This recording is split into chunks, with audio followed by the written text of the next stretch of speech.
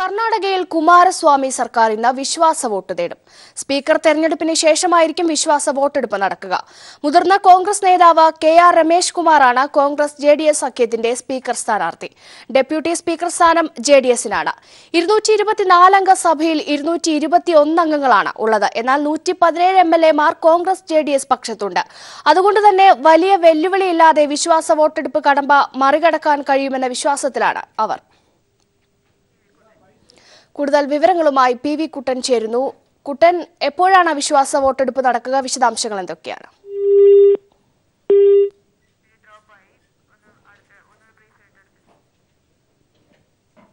ആ വാർത്തയിലേക്ക് മടങ്ങിയെത്താം. തുടർച്ചയായ 12ാം ദിവസവും എണ്ണവിലയിൽ റെക്കോർഡ് കുതിപ്പ്. പെട്രോൾ വില 82 രൂപയായി. ഡീസലിന് 74 രൂപ 67 പൈസ. തീരുവ കുറയ്ക്കില്ലെന്ന വാശിയിൽ കേന്ദ്രം.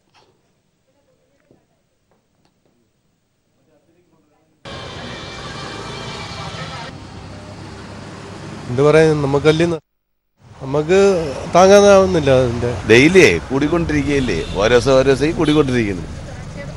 100 രൂപ ആവുമെന്നാണ് പ്രതീക്ഷ. ആവണം എന്നാണ് എൻ്റെ ആഗ്രഹം. പെട്രോൾ വർധന വരുന്നതുകൊണ്ട് ജീവിത പ്രശ്നങ്ങൾ ഇങ്ങനെ മാറി മാറി വരുന്നതുകൊണ്ട് അതിൻ്റെ ഇതിൽ ബുദ്ധിമുട്ടുണ്ട് ഭയങ്കരമായിട്ട്. എല്ലാവരുടെയും ജീവിതത്തെ വളരെ ഗുരുതരമായ രീതിയിൽ തന്നെ ബാധിച്ചുകൊണ്ടിരിക്കുകയാണ്. കൂടുതൽ വിവരങ്ങളുമായി ശരത് ചേരുകയാണ് ന്യൂസ് ഡെസ്കിൽ നിന്നും. ശരത്, രാജ്യത്ത് സാധാരണക്കാരെ ദുരിതത്തിലാക്കിയുള്ള ഇന്ധനവില വർധനവാണ് ഇപ്പോൾ നടക്കുന്നത്. ഒപ്പം ഈ പെട്രോൾ ഡീസൽ വില കുതിച്ചുയരുമ്പോൾ എക്സൈസ് തീരുവ കുറയ്ക്കില്ലെന്ന കടുംപിടുത്തത്തിലാണ് കേന്ദ്രം. ഒരുപക്ഷെ എന്ത് കാരണം കാട്ടിയാണ് കേന്ദ്രം ഇതിനെ പ്രതിരോധിക്കുന്നത്? രേഷ്മ, തീർച്ചയായും പെട്രോൾ വില വർധനവ്, ഡീസൽ വില വർധനവ് തുടർച്ചയായ 12ാം ദിവസത്തിലേക്ക് കടന്നിരിക്കുകയാണ്. കർണാടക തെരഞ്ഞെടുപ്പിന്റെ പശ്ചാത്തലത്തിൽ ഏപ്രിൽ 24-ന് ഈ തുടർച്ചയായ എണ്ണവില വർധനവ് അവസാനിപ്പിക്കാൻ വേണ്ടി കേന്ദ്രം എണ്ണ കമ്പനികൾക്ക് നിർദ്ദേശം നൽകിയിരുന്നു. ഇതിനെ തുടർന്ന് ഏപ്രിൽ 24-നായിരുന്നു ഈ എണ്ണവിലയിൽ ഒരു താൽക്കാലികമായ വർധനവിൽ ഒരു ശമനം ഉണ്ടായിരുന്നത്. ഇപ്പോൾ മെയ് 14-ന് ആരംഭിച്ച വർധനവ് ഇപ്പോൾ 12ാം ദിവസം എത്തിയിരിക്കുകയാണ്. പെട്രോളിന് 37 പൈസയും ഡീസലിന് 23 പൈസയുമാണ് ഇപ്പോൾ നിലവിൽ വർദ്ധിച്ചിട്ടുള്ളത്.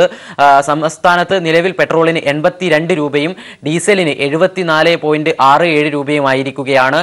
വലിയ നിലയിലേക്ക് വർധനവ് ഈ നിലയിൽ തന്നെ തുടരാനുള്ള സാധ്യതയാണ് ബഹുഭൂരിഭാഗം സാമ്പത്തിക വിദഗ്ധരും എല്ലാം തന്നെ ചൂണ്ടിക്കാണിക്കുന്നത്. കാരണം നേരത്തെ സൂചിപ്പിച്ചതുപോലെ ആ ഒരു കർണാടക തെരഞ്ഞെടുപ്പിന്റെ പശ്ചാത്തലത്തിൽ ഏതാണ്ട് 3 ആഴ്ചക്കാലം എണ്ണവിലയിൽ വർധനവ് ഉണ്ടാകാത്ത സാഹചര്യം ഉണ്ടായിരുന്നു. ആ ഒരു നഷ്ടം എണ്ണ കമ്പനികൾ ഇപ്പോൾ അവകാശവാദം ഉന്നയിക്കുന്നത് ഈ ഒരു 3 ആഴ്ച കാലത്തോളം എണ്ണവില വർദ്ധിപ്പിക്കാത്ത സാഹചര്യത്തിൽ അവർക്ക് 500 കോടിയോളം രൂപ നഷ്ടമുണ്ടായിട്ടുണ്ട്. ആ നഷ്ടം അവർക്ക് നികത്തേണ്ടതുണ്ടെങ്കിൽ തീർച്ചയായും ഈ ഒരു ഇന്ധന വില വർധനവ് തുടർന്നു പോകേണ്ട സാഹചര്യമാണുള്ളത് എന്നാണ് എണ്ണ കമ്പനികൾ ചൂണ്ടിക്കാണിക്കുന്നത്. ആ ഒരു സാഹചര്യത്തിൽ എണ്ണവില ഒരു 5 രൂപ വരെ ഈ നിലയിൽ തന്നെ തുടർച്ചയായ ഒരു വർധനവിലൂടെ 5 രൂപ വരെ വർദ്ധിപ്പിക്കാനുള്ള ശ്രമങ്ങളാണ് എണ്ണ കമ്പനികളുടെ ഭാഗത്തു നിന്നും ഉണ്ടാകുന്നത്. ഇതിലേതാണ്ട് 2 രൂപയിൽ ഏറെ രൂപ ഇപ്പോൾ വർദ്ധിപ്പിച്ചിരിക്കുകയാണ്. നിലവിൽ ഇപ്പോൾ കേന്ദ്ര സർക്കാരിന്റെ നേരത്തെ രേഷ്മ സൂചിപ്പിച്ചതുപോലെ എക്സൈസ് തീരുവയുമായി ബന്ധപ്പെട്ടുള്ള വലിയ ആക്ഷേപം നിലനിൽക്കുകയാണ്. അതിനു മുൻപ് ഇപ്പോൾ നിലവിൽ ഈ പെട്രോൾ വില വർധനവിന് ഈ എണ്ണ കമ്പനികളും എല്ലാം തന്നെ ചൂണ്ടിക്കാണിക്കുന്ന കാരണം എന്ന് പറയുന്നത് അന്താരാഷ്ട്ര വിപണിയിൽ ക്രൂഡ് ഓയിലിന്റെ വില വർദ്ധിച്ചുകൊണ്ടിരിക്കുന്ന ഒരു സാഹചര്യമാണ് ഉള്ളത് എന്നാണ്. ബാരലിന് $80 കഴിഞ്ഞിരിക്കുന്നു. അതുപോലെ തന്നെ രൂപയുടെ മൂല്യം ഇടിയുന്നു. ഇതൊക്കെ ചൂണ്ടിക്കാണിച്ചുകൊണ്ടാണ് ഇപ്പോൾ എണ്ണ കമ്പനികൾ ഈ വില വർധനവ് നടപ്പിലാക്കിക്കൊണ്ടിരിക്കുന്നത്. ഇതേ സ്ഥാനത്ത് തന്നെ ഒരു വശത്ത് വർധനവ് ഈ ഒരു 6 മാസത്തോളം ബാരലിന് ക്രൂഡ് ഓയിലിന്റെ വില വർധനവിനുള്ള സാധ്യതയാണ് നിലവിൽ കാണുന്നത്. ആ ഒരു സാഹചര്യത്തിൽ വില വർധനവ് പിടിച്ചു നിർത്താനുള്ള ഉത്തരവാദിത്വം കേന്ദ്ര സർക്കാരിലേക്ക് വരുമ്പോൾ ആ ഒരു ഉത്തരവാദിത്വത്തിൽ നിന്നെല്ലാം തന്നെ പൂർണ്ണമായും കൈയൊഴിയുന്ന ഒരു സമീപനം കേന്ദ്ര സർക്കാരിന്റെ ഭാഗത്തു നിന്നും ഉണ്ടായിക്കൊണ്ടിരിക്കുകയാണ്. എക്സൈസ് തീരുവ കുറയ്ക്കില്ല എന്ന് കടുംപിടുത്തം പിടിക്കാൻ വേണ്ടിയാണ് കേന്ദ്ര സർക്കാർ തയ്യാറാകുന്നത്. നിതിൻ ഗഡ്കരി കഴിഞ്ഞ ദിവസവും ആവർത്തിച്ചു പറഞ്ഞത് ഒരു കാരണവശാലും നികുതി കുറയ്ക്കാൻ വേണ്ടി സർക്കാർ തയ്യാറാകില്ല എന്നാണ്. എണ്ണ കമ്പനികളുമായി ചർച്ചയ്ക്ക് പീയൂഷ് ഗോയൽ തയ്യാറായിരുന്നെങ്കിലും അതൊന്നും തന്നെ വിജയകരമാകാത്ത ഒരു സാഹചര്യമാണുള്ളത്.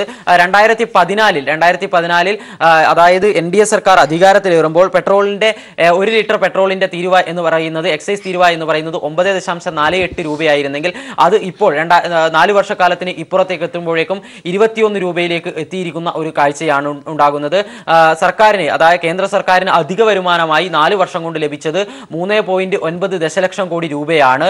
ഇനി ഒരു വർഷം കൊണ്ടും സർക്കാർ ഉദ്ദേശിക്കുന്നത് ഏതാണ്ട് 1.7 ദശലക്ഷം കോടി രൂപ അധികമായി നേടാൻ വേണ്ടിയുള്ള പരിശ്രമങ്ങളാണ് കേന്ദ്ര സർക്കാരിന്റെ ഭാഗത്തു നിന്നും ഉണ്ടാകുന്നത്. ഇതെല്ലാം തന്നെ ചൂണ്ടിക്കാണിക്കുന്നത് നിലവിൽ എക്സൈസ് തീരുവ കുറച്ചുകൊണ്ട് ഈ ഒരു പെട്രോൾ വില വർധനവ് ഒഴിവാക്കാനുള്ള. ദയവായി തുടരുക. ഇപ്പോൾ ഡോക്ടർ മേരി ജോർജ് കൂടി നമ്മോടൊപ്പം ചേരുന്നു.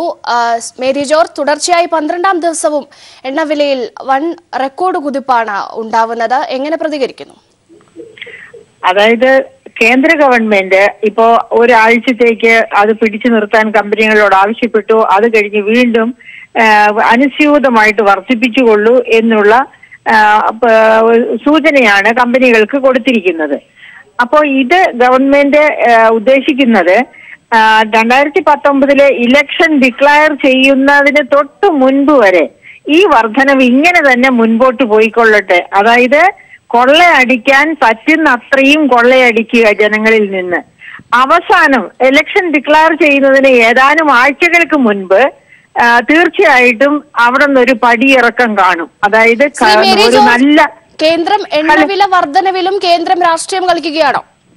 തീർച്ചയായിട്ടും രാഷ്ട്രീയം കളിക്കുകയല്ല. അവിടെ അവരുടെ നയപരമായ തീരുമാനം, അതായത് ഒരു പൊളിറ്റിക്കൽ എക്കോണമി ഡിസിഷനാണ്. അതിനകത്ത് രാഷ്ട്രീയവുമുണ്ട്, സാമ്പത്തിക ശാസ്ത്രവുമുണ്ട്.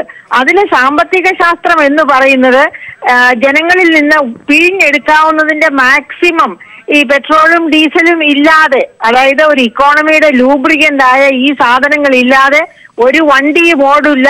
ഇന്നത്തെ കാലഘട്ടത്തിൽ ആർക്കും മുൻപോട്ട് പോകാൻ ഒക്കില്ല. അപ്പോൾ എത്ര വർദ്ധിപ്പിച്ചാലും ഇതിന്റെ ഡിമാൻഡിൽ കാര്യമായ കുറവുണ്ടാവുകയില്ല എന്ന് കേന്ദ്രത്തിന് നല്ലവണ്ണം അറിയാം. അതുകൊണ്ട് മാക്സിമം പിഴിഞ്ഞെടുക്കുക, അതാണ് അതിന്റെ സാമ്പത്തിക നയം. അതായത് ഫിസ്ക്കൽ ഡെഫിസിറ്റ് കുറച്ച് വയ്ക്കാനാകട്ടെ, അതുമല്ലെങ്കിൽ ഇപ്പൊ നമ്മൾ കർണാടകത്തിൽ കണ്ടല്ലോ, കോടികൾ വാഗ്ദാനം ചെയ്താണ് പാർട്ടിയിലെ ആൾക്കാരെ കൂട്ടാൻ വേണ്ടി ശ്രമിക്കുന്നത്. അപ്പൊ അതുപോലെയുള്ള പ്രക്രിയകൾക്ക് പണം കണ്ടെത്താൻ വേണ്ടി എല്ലാ വിധത്തിലുള്ള ശ്രമങ്ങളും നടത്തിക്കൊണ്ടിരിക്കുകയാണ്. ഇപ്പൊ പാർട്ടി ഫണ്ട് പരിശോധിച്ചാൽ തന്നെ നമുക്കറിയാം, NDAയുടെ പാർട്ടി ഫണ്ടാണ് ഇന്ത്യയിലെ ഏറ്റവും വലിയ പാർട്ടി ഫണ്ട്. അപ്പൊ ഇതൊക്കെ എങ്ങനെ ഉണ്ടാകുന്നു? ഏത് തരത്തിലൊക്കെ പണം സമാഹരിക്കാമോ അതൊക്കെ കേന്ദ്രം ചെയ്തുകൊണ്ടിരിക്കുകയാണ്. അങ്ങനെ സമാഹരിക്കുന്ന പണം കൊണ്ട് അടുത്ത 2019 ഇലക്ഷൻ ജയിക്കാമെന്ന ഒരു വ്യാമോഹമാണ് ഗവൺമെന്റിനുള്ളത്. മറ്റൊരു കാര്യം, രാജ്യം എണ്ണവില വർധനവിൽ ഇത്രയും പ്രതിസന്ധികൾ നേരിടുമ്പോൾ എക്സൈസ് തീരുവ കുറയ്ക്കില്ലെന്ന കടുംപിടുത്തത്തിലാണ് കേന്ദ്രം. എന്താണ് ഈ ഒരു നയത്തിനു പിന്നിൽ? അതുകൊണ്ട് തന്നെയാണ് ഞാൻ പറഞ്ഞത് എക്സൈസ് തീരുവ കുറയ്ക്കുകയില്ല. കാരണം എന്താന്ന് വെച്ചാല് ഇത് ജനങ്ങൾക്ക് അത്യാവശ്യമായിട്ടുള്ള ഇന്ധനം എന്ന് പറയുന്നത് ഒരു ഇക്കോണമിയുടെ ഏറ്റവും അത്യാവശ്യമായിട്ടുള്ള അസംസ്കൃത വസ്തുവാണ്. അപ്പൊ ആ അസംസ്കൃത വസ്തു ഇല്ലാതെ ഒരു ഇക്കോണമിക്ക് മുന്നോട്ട് നീങ്ങാൻ പറ്റില്ല. അങ്ങനെയുള്ള സാഹചര്യത്തിൽ എത്ര വില ഉയർത്തിയ അതിപ്പോ 100 വരെ എത്തിയാലും വലിയ കുറവില്ലാതെ തന്നെ പെട്രോളിയം ഉൽപ്പന്നങ്ങളുടെ ഡിമാൻഡ് കണ്ടിന്യൂ ചെയ്യും. അതുകൊണ്ടാണ് ഇതിൽ നിന്ന് എക്സൈസ് തീരുവ ഞങ്ങൾ കുറയ്ക്കില്ല, വേണമെങ്കിൽ സംസ്ഥാനങ്ങൾ കുറച്ചുകൊള്ളട്ടെ എന്ന നിലപാട് ഗവൺമെന്റ് ഓഫ് ഇന്ത്യ കൈക്കൊള്ളുന്നത്. പക്ഷേ ഇലക്ഷൻ അടുക്കുന്നതിന് തൊട്ട് തുടരുക. ഇപ്പോൾ സാമ്പത്തിക വിദഗ്ധൻ മാർട്ടിൻ പാട്രിക് കൂടി ചർച്ചയിൽ ചേരുന്നു. ശ്രീ മാർട്ടിൻ, എണ്ണ തീരുവ കുറയ്ക്കാനാവില്ലെന്ന് ധനകാര്യ വകുപ്പ് പെട്രോളിയം മന്ത്രാലയത്തെ അറിയിച്ചിരിക്കുന്നു. എങ്ങനെ പ്രതികരിക്കുന്നു? ഒരു പിന്നീട് പൊളിറ്റിക്കൽ ഗിമ്മിക്സ് ആണെന്ന് നമുക്ക് നേരത്തെ തന്നെ മനസ്സിലായല്ലോ. അപ്പൊ അന്താരാഷ്ട്ര തലത്തിൽ തന്നെ ജിയോ പൊളിറ്റിക്കൽ റീസൺസ് കൊണ്ടിട്ട് എണ്ണ വില കൂടുന്നു. ദേശീയ തലത്തിൽ നോക്കുമ്പോൾ രാഷ്ട്രീയപരമായിട്ടുള്ള ഗിമ്മിക്സ് കൊണ്ടിട്ടും എണ്ണ വില കൂടുന്നു. ഇവിടെ ഇലക്ഷന് മുമ്പ് ചെറിയ രീതിയിൽ വില പിടിച്ചു നിർത്തി, കുറച്ചിട്ടൊന്നുമില്ല, പിടിച്ചു നിർത്തിയിട്ട് വീണ്ടും പൂർവാധിക്യം ഭംഗിയോട് കൂടിയിട്ട് വില കൂട്ടുന്ന ഒരു സാഹചര്യത്തെ സൃഷ്ടിച്ചിരിക്കുകയാണ്. അന്താരാഷ്ട്ര കാരണങ്ങളാണ് പറയുന്നത്. അന്താരാഷ്ട്ര കാരണങ്ങൾ ഒട്ടേറെ ഉണ്ട്. 1 or 2 നമുക്ക് അത് പറഞ്ഞു തീർക്കാൻ പറ്റില്ല. പക്ഷെ കേന്ദ്ര മന്ത്രാലയം സമ്മതിക്കുന്ന ഒരു കാര്യമുണ്ട്. ഞങ്ങൾ ഉയർന്ന നികുതി പിന്നീട് ചുമത്തുന്നുണ്ട്, അത് കുറയ്ക്കാനുള്ള ചിന്ത നമുക്കുണ്ട്. പക്ഷെ അവര് തമ്മിൽ അനൈക്യം നിലനിൽക്കുന്നു. ഈ അനൈക്യം കൊണ്ടിട്ട് ഒരു തരത്തിലും അവർക്ക് വില കുറയ്ക്കാൻ കഴിയുന്നില്ല. അപ്പൊ രാഷ്ട്രീയപരമായിട്ട് അതിനൊരു സൊല്യൂഷൻ ഉണ്ടാകണം. ആദ്യമായിട്ട് രാഷ്ട്രീയപരമായിട്ടൊരു സൊല്യൂഷൻ ഉണ്ടാകണം. ഇതിന്റെ ഇക്കണോമിക്സിനെക്കാട്ടിലും പൊളിറ്റിക്സിനെക്കാട്ടിലും കുറച്ച് ഒരുപക്ഷെ പറഞ്ഞാൽ അതിന്റെ പൊളിറ്റിക്കൽ എക്കോണമി വേണ്ടും നമ്മൾ പരിശോധിച്ചിട്ട് ഒരു വില കുറയ്ക്കുന്ന സംവിധാനത്തെ കുറിച്ച് ചിന്തിച്ചില്ലെങ്കിൽ രാജ്യത്തിന് ഡിമോണിറ്റൈസേഷനും GST കൊണ്ടിട്ട് നമുക്ക് ഏൽപ്പിച്ച പ്രത്യാഘാതത്തിന് കൂടുതൽ രൂക്ഷമാക്കുന്ന രീതിയിൽ ഈ എണ്ണവിലക്കയറ്റം നമുക്ക് സാമ്പത്തിക വളർച്ചയെ പ്രതികൂലമായിട്ട് ബാധിക്കുമെന്നതിൽ സംശയമില്ല. ശ്രീ മാർട്ടിൻ, എണ്ണ കമ്പനികളെല്ലാം ലാഭത്തിലാണ്. ഒരുപക്ഷെ കേന്ദ്ര സർക്കാരിന് എണ്ണ കമ്പനികളെ മാത്രം സംരക്ഷിക്കേണ്ട ബാധ്യത മാത്രമേ ഉള്ളൂ. അല്ല, ഈ അണ്ടർ റിക്കവറീസ് ഉണ്ടായിരുന്നപ്പോഴും ഈ എണ്ണ കമ്പനികൾ ലാഭത്തിലായിരുന്നു.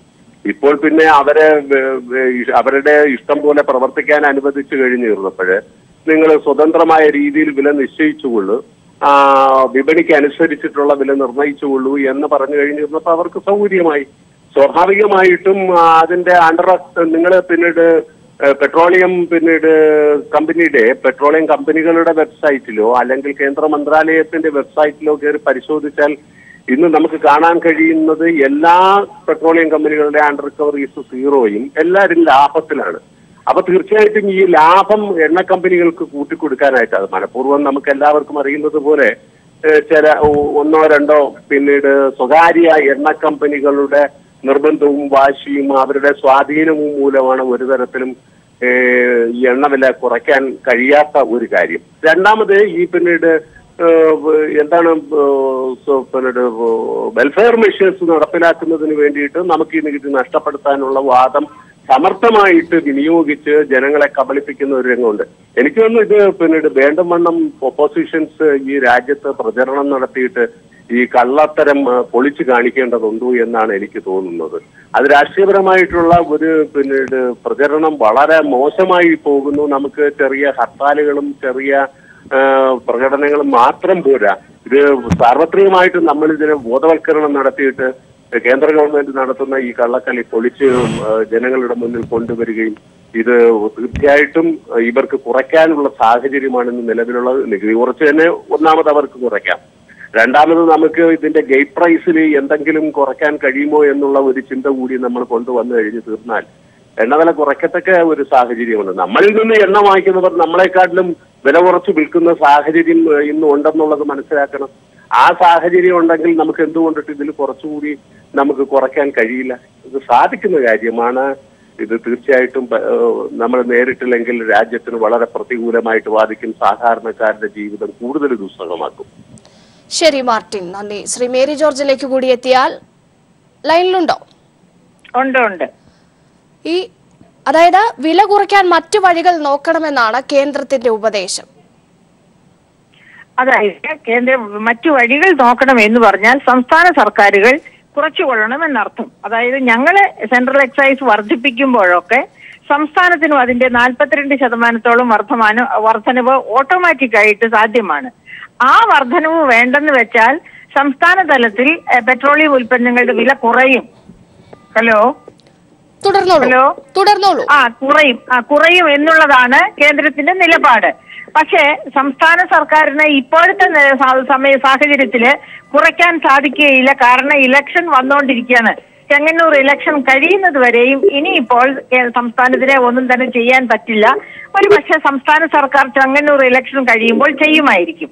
പക്ഷേ നമ്മൾ ആലോചിക്കേണ്ടത് കേന്ദ്ര സർക്കാരിന് എക്സൈസ് തീരുവ കുറയ്ക്കാതെ തന്നെ കമ്പനികളോട് ആവശ്യപ്പെടാം, നിങ്ങൾ വില കുറയ്ക്കൂ എന്ന്. കാരണം ശ്രീ മേരി ജോർജ്, കഴിഞ്ഞ 4 വർഷത്തിനിടയിൽ 3.9 ലക്ഷം കോടിയാണ് കേന്ദ്രം എക്സൈസ് തീരുവ വഴി അധികമായി പിരിച്ചെടുത്തത്. അതെ, അത് ശരിയാണ്. പക്ഷെ ആ തീരുവ അവര് സോഷ്യൽ സെക്യൂരിറ്റി മെഷേഴ്സിന്, അതുപോലെ സോഷ്യൽ സെക്ടർ വികസനത്തിന്, തൊഴിലുറപ്പ് പദ്ധതി പോലെയുള്ള ഫ്ലാഗ്ഷിപ്പ് പ്രോഗ്രാംസിനൊക്കെ വേണ്ടി ഉപയോഗിക്കുന്നു. പിന്നെ ഫിസ്ക്കൽ ഡെഫിസിറ്റ്, ധനക്കമ്മി കുറച്ചു നിർത്താൻ വേണ്ടി ഉപയോഗിക്കുന്നു എന്നൊക്കെയാണല്ലോ പറയുന്നത്. അങ്ങനെ എക്സൈസ് തീരുവ ഉയർന്നു നിൽക്കുമ്പോൾ തന്നെ ഇവർക്ക് കമ്പനികളോട് ആവശ്യപ്പെടാം. കാരണം വിപണിക്ക് വിട്ടു വില നിയന്ത്രണം എന്ന് പറയുമ്പോൾ പോലും ഈ വിപണിയെ നിയന്ത്രിക്കുന്നത് ഗവൺമെന്റ് ഓഫ് ഇന്ത്യയുടെ കമ്പനികളാണ്. മുകേഷ് അംബാനിയുടെ റിലയൻസിന്റെയും ഏതാനും ചില കമ്പനികൾ ഒഴിച്ചാൽ ബാക്കി മുഴുവനും ഈ ഇന്ധന വിപണിയിലുള്ളത് കേന്ദ്ര ഗവൺമെന്റ് കമ്പനികളാണ്. അതിന്റെയൊക്കെ മേജർ ഷെയറുകൾ, എല്ലാ കമ്പനികളുടെയും മേജർ ഷെയറുകൾ ഗവൺമെന്റ് ഓഫ് ഇന്ത്യയുടെ കയ്യിലാണ്. അതുകൊണ്ട് തന്നെ അവർക്ക് ലാഭം വർദ്ധിക്കുകയാണെങ്കിൽ ഗവൺമെന്റ് ഓഫ് ഇന്ത്യയിലേക്ക് തന്നെയാണ് ലാഭവിഹിതം, ഓഹരി ഡിവിഡന്റ് ആയിട്ട് അതിൽ മേജർ ഭൂരിപക്ഷവും വരുന്നത്. അപ്പൊ അതെങ്കിലും കുറച്ച് വേണ്ട എന്ന് വെച്ചുകൊണ്ട് അവർക്ക് ജനപക്ഷത്തോട്, അതായത് ജനത്തോട് ആഭിമുഖ്യമുണ്ടെങ്കിൽ കേന്ദ്രത്തിന് കമ്പനികളോട് പറയാം, നിങ്ങളുടെ ലാഭവിഹിതം വെട്ടിക്കുറയ്ക്കുക, അങ്ങനെ ജനങ്ങൾക്ക് ആശ്വാസം നൽകുക. അതിനും ഗവൺമെന്റ് തുനിയുന്നില്ല. എന്നിട്ട് സംസ്ഥാനങ്ങളോട് ഉപദേശിക്കുന്നു, ധർമ്മോപദേശം നടത്തുന്നു, നിങ്ങൾ വില കുറയ്ക്കൂ എന്ന് പറഞ്ഞുകൊണ്ട്. അതേ സമയത്ത് ഓർക്കുക, ഇപ്പോ ഈ കഴിഞ്ഞ ഏതാനും വർഷങ്ങളായിട്ട് ഉള്ള വിഭവ സമാഹരണം, അതായത് 14ാം ധനകമ്മീഷൻ തൊട്ട് ഇങ്ങോട്ടുള്ള വിഭവ സമാഹരണം നോക്കിയാൽ കേന്ദ്രത്തിൽ നിന്ന് സംസ്ഥാനങ്ങൾക്ക് കിട്ടുന്ന വിഭവ വിഹിതം കുറഞ്ഞു വരികയാണ്. അതേ സമയത്ത് സംസ്ഥാനങ്ങളുടെ ഉത്തരവാദിത്വം, അതായത് ഓരോ വകുപ്പിനും വേണ്ടി ജനസുരക്ഷയ്ക്ക് വേണ്ടി എല്ലാ തരത്തിലും ചെലവഴിക്കേണ്ട ഉത്തരവാദിത്വം വർദ്ധിക്കുകയാണ്. മേരി ജോർജ്, വീണ്ടും തുടർച്ചയായ 12ാം ദിവസവും എണ്ണവിലയിൽ റെക്കോർഡ് കുതിപ്പ്. പെട്രോൾ വില 82 രൂപയായി, ഡീസലിന് 74 രൂപ 67 പൈസ. തീരുവ കുറയ്ക്കില്ലെന്ന വാശിയിൽ കേന്ദ്രം ഉറച്ചു നിൽക്കുന്നു. വിവരങ്ങളാണ് ശരത് നൽകിയത്. കർണാടകയിൽ കുമാരസ്വാമി സർക്കാർ ഇന്ന് വിശ്വാസ വോട്ട് തേടും. സ്പീക്കർ തെരഞ്ഞെടുപ്പിന് ശേഷമായിരിക്കും വിശ്വാസ വോട്ടെടുപ്പ് നടക്കുക. മുതിർന്ന കോൺഗ്രസ് നേതാവ് KR രമേശ് കുമാറാണ് കോൺഗ്രസ് JDS സഖ്യത്തിന്റെ സ്പീക്കർ സ്ഥാനാർത്ഥി. ഡെപ്യൂട്ടി സ്പീക്കർ സ്ഥാനം JDSനാണ്. 224 അംഗ സഭയിൽ 221 അംഗങ്ങളാണ് ഉള്ളത്. ഇതിൽ 117 MLAമാർ കോൺഗ്രസ് JDS പക്ഷത്തുണ്ട്. അതുകൊണ്ട് തന്നെ വലിയ വെല്ലുവിളികളില്ലാതെ വിശ്വാസ വോട്ടെടുപ്പ് കടമ്പ മറികടക്കാൻ കഴിയുമെന്ന വിശ്വാസത്തിലാണ് അവർ. കൂടുതൽ വിവരങ്ങളുമായി PV കുട്ടൻ ചേരുന്നു. കുട്ടൻ, എപ്പോഴാണ് വിശ്വാസ വോട്ടെടുപ്പ്? ഒപ്പം വലിയ വെല്ലുവിളികളില്ലാതെ വിശ്വാസ വോട്ടെടുപ്പ് കടമ്പ മറികടക്കാൻ കഴിയുമെന്ന വിശ്വാസം കോൺഗ്രസ് JDS സഖ്യത്തെ പിന്തുണയ്ക്കുമോ? ഉച്ചക്ക് 12:00 കർണാടക നിയമസഭയുടെ ആദ്യ യോഗം ചേരുക. 12 മണിക്ക് തന്നെയാണ് സ്പീക്കർ തെരഞ്ഞെടുപ്പും നടക്കുന്നത്. മുതിർന്ന കോൺഗ്രസ് നേതാവ് KR രമേശ് കുമാറാണ് കോൺഗ്രസ് JDS സഖ്യത്തിന്റെ സ്പീക്കർ സ്ഥാനാർത്ഥി. ഡെപ്യൂട്ടി സ്പീക്കർ സ്ഥാനം ജനതാദൾ എസിനാണ്. ഈ സ്പീക്കർ തെരഞ്ഞെടുപ്പോടുകൂടി തന്നെ അറിയാൻ വേണ്ടി സാധിക്കും എന്താണ് നിയമസഭയിലെ നിലവിലുള്ള സാഹചര്യം എന്നുള്ളത്. സ്പീക്കർ തെരഞ്ഞെടുപ്പോടുകൂടി തന്നെ മനസ്സിലാക്കാൻ വേണ്ടി സാധിക്കും. 224 അംഗ സഭയിൽ ഇപ്പോൾ 221 അംഗങ്ങളാണ് ഉള്ളത്. ഇതിൽ 117 പേരാണ് കോൺഗ്രസ് JDS സഖ്യത്തിന് ഒപ്പമുള്ളത്. ചില MLAമാരെ ചാക്കിലാക്കാൻ യെദ്യൂരപ്പ ഉൾപ്പെടെയുള്ള BJPയുടെ മുതിർന്ന നേതാക്കൾ തന്നെ രംഗത്തെത്തി ശ്രമിച്ചിരുന്നു. എന്നാൽ അത് വിജയിച്ചില്ല എന്നുള്ളതാണ് ഇവിടെ നിന്നും ലഭിക്കുന്ന വിവരങ്ങൾ. MLAമാർ ഇപ്പോൾ പോലും റിസോർട്ടിൽ തന്നെ ആയതിനാൽ ആരെയും BJP തട്ടിയെടുത്തിട്ടില്ല എന്ന ഒരു വിശ്വാസം കോൺഗ്രസിന്റെയും JDSന്റെയും നേതൃത്വത്തിനുണ്ട്. മറ്റട്ടിമറികൾ ഒന്നും സംഭവിച്ചില്ലെങ്കിൽ സ്പീക്കർ സ്ഥാനത്തേക്ക് രമേശ് കുമാർ തെരഞ്ഞെടുക്കപ്പെടും. അതോടുകൂടി തന്നെ വിശ്വാസ വോട്ടെടുപ്പിന്റെ ഗതിയും മനസ്സിലാക്കാൻ വേണ്ടി സാധിക്കും. ഈ സ്പീക്കർ തെരഞ്ഞെടുപ്പിന് തൊട്ട് പിന്നാലെയാണ് സ്പീക്കർ തെരഞ്ഞെടുപ്പും നടക്കുക. വിശ്വാസ വോട്ടെടുപ്പ് നടക്കുക. ശരി കുട്ടൻ, കർണാടകയിൽ കുമാരസ്വാമി സർക്കാർ ഇന്ന് വിശ്വാസ വോട്ട് തേടും. വിവരങ്ങളാണ് PV കുട്ടൻ നൽകിയത്. മറ്റു വാർത്തകളിലേക്ക്. നിപ്പ പ്രതിരോധ പ്രവർത്തനം വിലയിരുത്താനായി കോഴിക്കോട് ഇന്ന് സർവകക്ഷി യോഗം. കളക്ടറേറ്റിൽ ഉച്ചകഴിഞ്ഞ് 2 മണിക്ക് ആരോഗ്യമന്ത്രിയുടെ അധ്യക്ഷതയിലാണ് യോഗം ചേരുക. രോഗം എത്തിച്ചത് വവ്വാലാണോ എന്ന കാര്യത്തിലും ഇന്ന് സ്ഥിരീകരണമുണ്ടായേക്കും. കേന്ദ്ര മൃഗസംരക്ഷണ വകുപ്പ് ഭോപ്പാലിലേക്ക് അയച്ച സാമ്പിളുകളുടെ ഫലം ഇന്ന് ലഭിക്കും. നിപ വൈറസ് ബാധയുടെ പശ്ചാത്തലത്തിൽ കോഴിക്കോട് ജില്ലയിൽ അതീവ ജാഗ്രത തുടരുന്നതിനിടെയാണ് ഇന്ന് സർവകക്ഷി യോഗം ചേരുന്നത്. ആരോഗ്യമന്ത്രി KK ശൈലജയുടെ നേതൃത്വത്തിൽ ചേരുന്ന യോഗം ഇതുവരെയുള്ള പ്രവർത്തനം വിലയിരുത്തും. രോഗം കൂടുതൽ പേരിലേക്ക് പടരാതിരിക്കാനായി ബോധവൽക്കരണമടക്കമുള്ള പ്രവർത്തനം പുരോഗമിക്കുകയാണ്. മരിച്ചവരുമായും രോഗം സ്ഥിരീകരിച്ചവരുമായും അടുത്തിടപഴകിയ മുഴുവൻ പേരും നിരീക്ഷണത്തിലാണിപ്പോൾ. കോഴിക്കോട് ചികിത്സയിലുള്ള 3 പേർക്കാണ് നിലവിൽ രോഗം സ്ഥിരീകരിച്ചിരിക്കുന്നത്. 7 ജില്ലകളിലായി 29 പേർ സമാന രോഗലക്ഷണങ്ങളോടെ നിരീക്ഷണത്തിലാണ്. നിപ രോഗവുമായി ബന്ധപ്പെട്ട വിവരങ്ങൾ ജനങ്ങളിലെത്തിക്കാനായി മൊബൈൽ ആപ്പ് ഇന്ന് പുറത്തിറക്കുമെന്ന് കോഴിക്കോട് ജില്ലാ കളക്ടർ UV ജോസ് അറിയിച്ചു. ഈ ആപ്പിനകത്ത് നമുക്ക് കംപ്ലീറ്റ് 1 വേ കമ്മ്യൂണിക്കേഷൻ ഇവരുമായിട്ട് നേരിട്ട് ചെയ്യാൻ പറ്റും. നമ്മൾ വീട്ടിൽ പോയി പറഞ്ഞു കൊടുക്കുകയോ നോട്ടീസ് കൊടുക്കുകയോ ഒക്കെ ചെയ്താലേ എത്തുന്ന സംഗതി അവരുടെ മൊബൈലിലൂടെ എത്തിക്കാനുള്ള നോട്ടിഫിക്കേഷനായിട്ട് പോകുന്ന ഒരു ആപ്പ് ഡെവലപ്പ് ചെയ്തിട്ടുണ്ട്. നിപ വൈറസ് പടരാൻ കാരണം കൂടുതൽ പേർ മരിച്ച പേരാമ്പ്ര ചങ്ങരോത്ത് വീട്ടിലെ വവ്വാലുകളാണോ എന്നത് സംബന്ധിച്ച സ്ഥിരീകരണവും ഇന്നുണ്ടാകും. കിണറിൽ നിന്ന് പിടികൂടിയ വവ്വാലുകൾ, സമീപത്തെ വീടുകളിലെ മറ്റ് ജീവികൾ എന്നിവയുടെ സാമ്പിൾ ഭോപ്പാലിലെ ഹൈ സെക്യൂരിറ്റി ലാബിൽ പരിശോധനയ്ക്ക് അയച്ചിരുന്നു. ഇതിന്റെ ഫലം കേന്ദ്ര മൃഗസംരക്ഷണ വകുപ്പിന് ഇന്ന് ലഭിക്കുമെന്നാണ് അറിയിച്ചിരിക്കുന്നത്. കോഴിക്കോട് നടന്ന നിപ അവലോകന യോഗത്തിൽ മന്ത്രി AK ശശീന്ദ്രൻ, ആരോഗ്യവകുപ്പ് ഡയറക്ടർ സരിത എന്നിവരും പങ്കെടുത്തു. News bureau, Kozhikode. 92 കോടി മുതൽ മുടക്കി തൃശൂർ മെഡിക്കൽ കോളേജിൽ പൂർത്തിയാക്കിയ 12 വികസന പദ്ധതികൾ ശനിയാഴ്ച നാടിന് സമർപ്പിക്കും. ഭാവി പരിപാടികൾക്കായി 880 കോടിയുടെ മാസ്റ്റർ പ്ലാനാണ് സർക്കാർ ആസൂത്രണം ചെയ്യുന്നത്. മാസ്റ്റർ പ്ലാനിന്റെ അനാച്ഛാദനവും പൂർത്തിയാക്കിയ പദ്ധതികളുടെ ഉദ്ഘാടനവും മുഖ്യമന്ത്രി പിണറായി വിജയൻ നിർവഹിക്കും. 3 ജില്ലകളിലെ രോഗികൾക്ക് ആശയകേന്ദ്രമായ തൃശൂർ മെഡിക്കൽ കോളേജിന്റെ വികസനം ലക്ഷ്യമിട്ടാണ് സംസ്ഥാന സർക്കാർ വികസന പ്രവർത്തനങ്ങൾ ആവിഷ്കരിച്ചത്. ആദ്യഘട്ടത്തിൽ 92 കോടി മുടക്കി 12 പദ്ധതികളാണ് പൂർത്തിയാക്കിയത്. നബാർഡ് സഹായത്തോടെ നിർമ്മിച്ച അക്കാദമിക് ബ്ലോക്കാണ് ഇതിൽ ഏറ്റവും പ്രധാനം. സ്റ്റാഫുകൾക്കും വിദ്യാർത്ഥികൾക്കുമായി ക്വാർട്ടേഴ്സും റോഡുകളും സുരക്ഷാ നടപ്പാതകളും നഴ്സിംഗ് കോളേജിനായി പുതിയ ബ്ലോക്കും നിർമ്മിച്ചു. 3 നിലകളിലായി പേവാർഡ് പൂർത്തിയാക്കി. ആദ്യം പദ്ധതി OP, chemotherapy, day care centre, central warehouse, guest house, lecture theatre, indoor stadium എന്നിവയാണ് പൂർത്തിയാക്കിയ മറ്റു പദ്ധതികൾ. മുഖ്യമന്ത്രി പിണറായി വിജയൻ ശനിയാഴ്ച രാവിലെ 12 പദ്ധതികളും നാടിന് സമർപ്പിക്കും. കേരള സർക്കാരിൻ്റെ 2ാം വാർഷികാഘോഷത്തിൻ്റെ ഭാഗമായിട്ടാണ് നമ്മുടെ ഇവിടെ പൂർത്തീകരിച്ച 92 കോടിയുടെ പദ്ധതികളുടെ ഉദ്ഘാടനം ബഹുമാനപ്പെട്ട കേരള മുഖ്യമന്ത്രി തന്നെ നിർവഹിക്കുന്നതിന് വേണ്ടി ഇവിടെ വരുന്നത്. മെഡിക്കൽ കോളേജിന്റെ സമ്പൂർണ്ണ വികസനത്തിനായി മാസ്റ്റർ പ്ലാനും രൂപീകരിച്ചിട്ടുണ്ട്. 880 കോടി രൂപ ഉൾപ്പെടുത്തിയാണ് ഭാവി പദ്ധതികൾക്കായി മാസ്റ്റർ പ്ലാൻ തയ്യാറാക്കിയത്. ഇതിന്റെ ത്രിമാന മാതൃകയും മുഖ്യമന്ത്രി അനാച്ഛാദനം ചെയ്യും. News bureau, Thrissur. മലപ്പുറത്ത് നിപ്പ വൈറസ് പ്രതിരോധ സംവിധാനങ്ങൾ ശക്തമാക്കി ജില്ലാ ഭരണകൂടം. ജില്ലയിലെ അതീവ ജാഗ്രത പ്രഖ്യാപിച്ച പഞ്ചായത്തുകളിലെ വിദ്യാഭ്യാസ സ്ഥാപനങ്ങൾ അടച്ചിടാൻ കളക്ടർ ഉത്തരവിട്ടു. നിപ്പ ഭീതിയെ തുടർന്ന് മഞ്ചേരി മെഡിക്കൽ കോളേജ് ഒരാഴ്ചത്തേക്ക് അടച്ചു. മൂർക്കനാട്, തെന്നല, മുന്നിയൂർ, തേഞ്ഞിപ്പലം പഞ്ചായത്തുകളിലെ വിദ്യാഭ്യാസ സ്ഥാപനങ്ങൾ, അംഗനവാടികൾ, കോച്ചിംഗ് സെന്ററുകൾ എന്നിവ അടച്ചിടണമെന്നാണ് കലക്ടർ ഉത്തരവിട്ടത്. അറിയിപ്പുണ്ടാവുന്നതുവരെ തുറക്കരുതെന്നാണ് നിർദ്ദേശം. ഇതിനകം രോഗം സ്ഥിരീകരിച്ചിരുന്നവരുമായി ഇടപഴകിയവരെ കണ്ടെത്തി രോഗലക്ഷണങ്ങൾ ഉണ്ടോ എന്ന് നിരീക്ഷിക്കുകയാണ് ആരോഗ്യവകുപ്പ്. ഇതിനായി പ്രത്യേക സംഘം ഈ മേഖലയിൽ പ്രവർത്തിച്ചു തുടങ്ങി.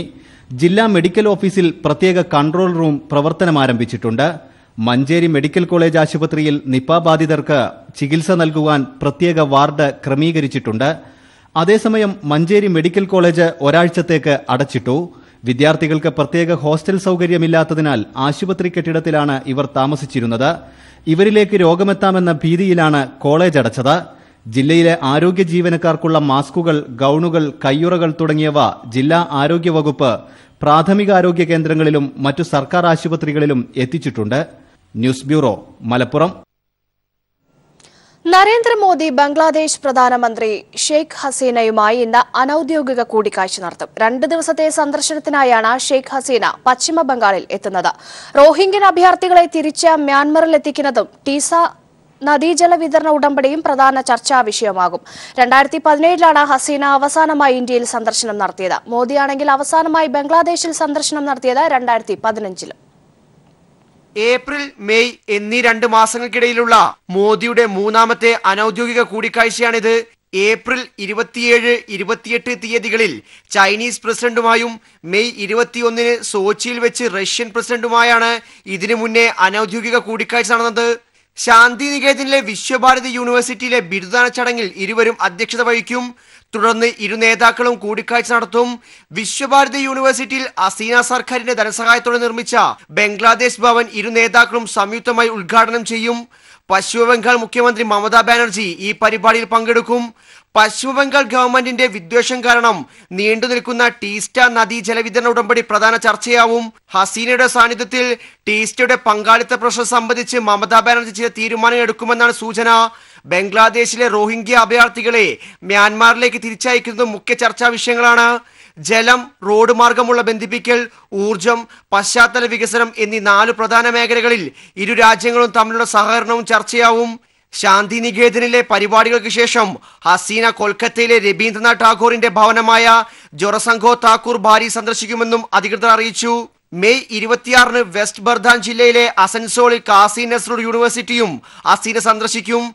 തുടർന്ന് ഡീലിറ്റ് പുരസ്കാര വിതരണം ചെയ്യും. തെക്കൻ കൊൽക്കത്തയിലെ നേതാജി സുഭാഷ് ചന്ദ്രബോസിന്റെ പരമ്പരാഗത ഭവനമായ നേതാജി ഭവനും ഹസീന സന്ദർശിക്കാനിടയുണ്ട്. മെയ് 26 വൈകുന്നേരം അവർ ധാക്കയിലേക്ക് മടങ്ങും. News bureau, Delhi.